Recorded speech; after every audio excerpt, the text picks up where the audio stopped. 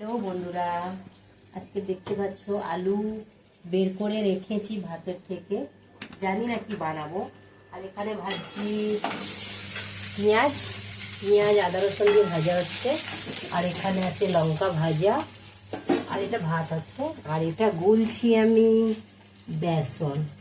এবারে তোমরা আইডিয়া করে নাও, আলু পেঁয়াজ ভাজা দিয়ে বেসন গুলে কি হতে পারে, আইডিয়া করে নাও।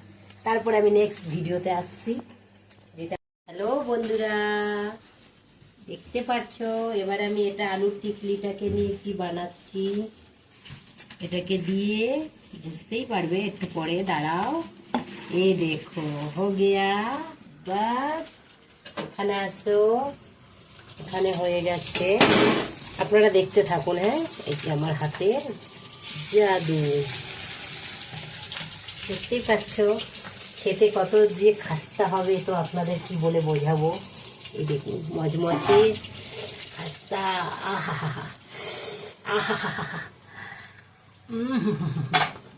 গরম।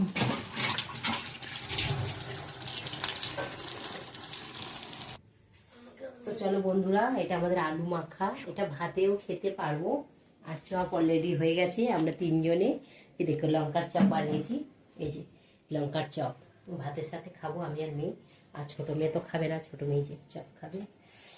বড় বড় চপ বানিয়েছি। তো আশা করি তোমরা এরকমভাবেই বানিয়ে করে ঘরে খেতে পারো। এখানে কিছুই নেই, প্লেন, কোনো মশলা নেই। আদা রসুন পেঁয়াজ ভাজা লঙ্কা কড়ার মধ্যে একটু ভেজে নিয়ে ওর সাথে আলুটা মেখে, ব্যাস সিদ্ধ আলু, তোমরা এরকম চপ, সুন্দর টেস্টি চপ বানিয়ে খেতে পারো। বাই।